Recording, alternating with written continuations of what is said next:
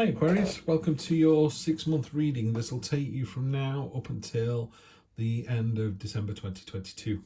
True Black to start with, and I'm going to clarify with these gorgeous Black Violet Tarot. Really nice cards from Heidi, those beautiful. Let's get to it. If you follow my channel, it's going to be slightly different to the Celtic Cross that we normally do. It'll be the Le Monde 9-9 spread. I just like laying them out like this. There's no rhyme or reason to it particularly. We'll get these all in shot in a moment as well, guys, don't worry.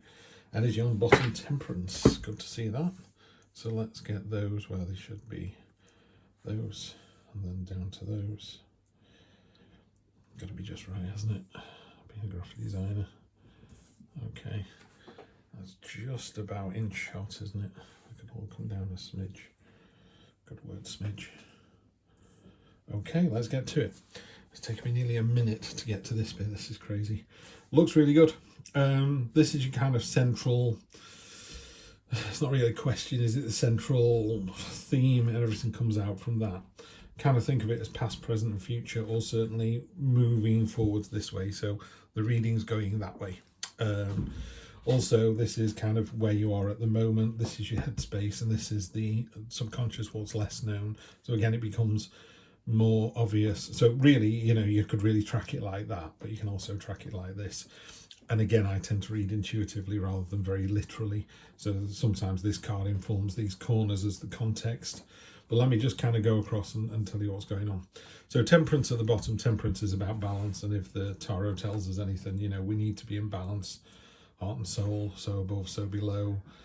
You know, money coming in, money going out, food going in, exercise, you know, all that. When you're in balance, everything just seems to click, and that's what you need to do. So, you know, I mean, it's common sense, isn't it? I don't need to tell you any more than that. So Temperance is a great underlying energy. It's just a great leveler.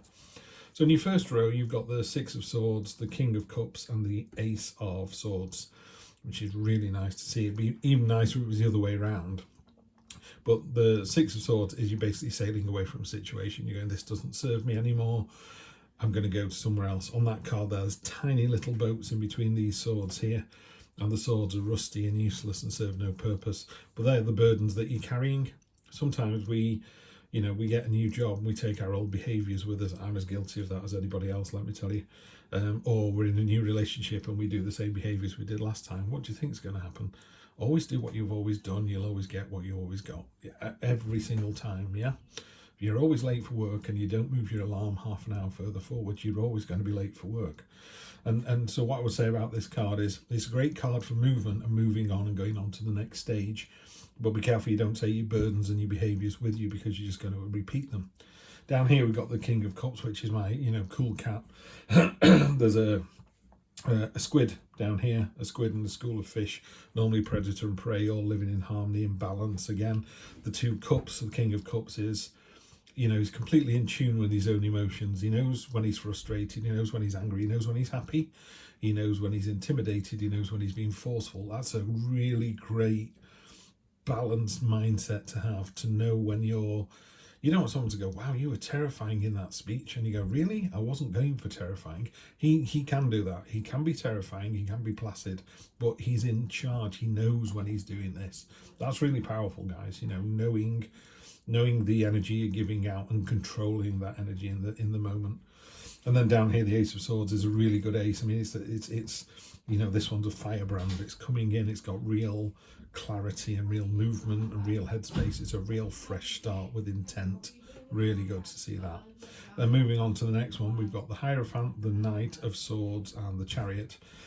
Hierophant is could be a teacher, could be gaining knowledge. I mean, what I love about this particular deck is on top of his staff, he's got a beehive. Marcus Aurelius, the Roman emperor, way back, the last of the 5 great emperors. He said, if it's not good for the hive, it's not good for the bees. And it couldn't be more true. If you're doing something that doesn't help others, you know, you're doing something completely selfish reasons, it's not going to work. You know, you need to be selfless and do things for the greater good. And sure enough, good things happen to you. Middle card is the Knight of Swords. This is the most lightly armoured of the knights in this deck, and he's charging in. He's got 2 swords. He's got no protection. He's literally like, my way or the highway. There's all these messages that are coming in behind him that are either getting ignored or pushed down the food chain a little bit. You know, he's like, no, we're doing it this way, we're doing it this way.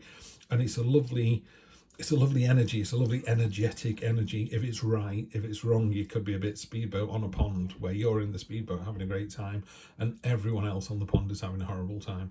So you just need to balance that. Well, I'm seeing that's all right. I'm seeing all of that. That's great. There's some great cards down here. Finally, the Chariot. Pure and simple. This is a victory, and it's a victory of your own making, and it's a big victory. This isn't minor. There's a big victory between now and Christmas. Yeah, simple as that, between now and December. In your final row, you've got the 5 of Swords, which is your Gandalf in the middle, your cast iron, you're going no, and other people are breaking against you. And then here you've got the Judgment card. Judgment is, in the cold light of day, you will be judged. Tell the truth, be honest, be authentic. You know, if you can't say something to someone's face, maybe don't say it. You know, we don't gossip, we don't rumour monger, you know, there's none of that kind of stuff. And then down here you've got a fantastic card. Love the Page of Pentacles. This card for me, whenever it comes up, I just feel good about her reading. She's got a lovely serene expression on her face. She's pulling herself up one-handed to the thing that she really wants.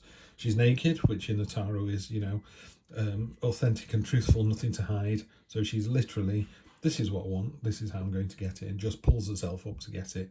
Love that energy.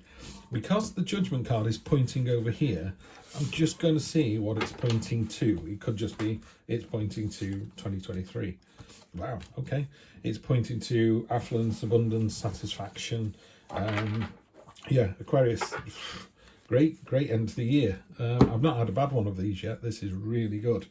Whether I'm in a positive mindset or you are, I don't know. And honestly, I don't care. I'm happy, you're happy. Let's all be happy. So let's clarify with this fantastic Black Tarot deck. This is called the Cherry Blossom Edition. It's version 2 of the deck. The Sun on top of this. Shall we stop the reading? Sun, best card in the deck. Joyful, caring, passionate. The reason why I'm on the planet is because of the Sun. It just warms all the other cards. It warms these cards here. It makes a bad reading good. Makes a good reading great. You had a good reading. 3 of Cups on top of the King of Cups. Celebration. And again, this is a celebration with other people. This is not you sat in a bed set on your own. This is with other people. Joyful, celebratory, synergy. You know, the greater good, the fact that 2 and 2 make 5. Really nice energy. Sits beautifully with the Hierophant as well. The Empress on top of the Ace. So you've got a fantastic new kind of energy coming in that's using intellect and intelligence, yeah, and can be a little bit cold, but you immediately sit the Empress on top of that and it just calms it down. So it's a really clever new beginning. It's a really, because she's all earthy and nurturing and motherhood and harvest and cycles. She just kind of pulls all the cards together. I mean, the Sun, 3 of Cups and the Empress is just fantastic as a reading on its own. You got those 3 cards in a reading. Oh, happy days. Ace of Swords on top of the Hierophant. Yep, so you got the Ace of Swords twice. There's definitely something new coming in. You know about it. It's not a surprise. It's planned for. And it's a headspace. It's something you've thought about doing, and that's what you're going to do.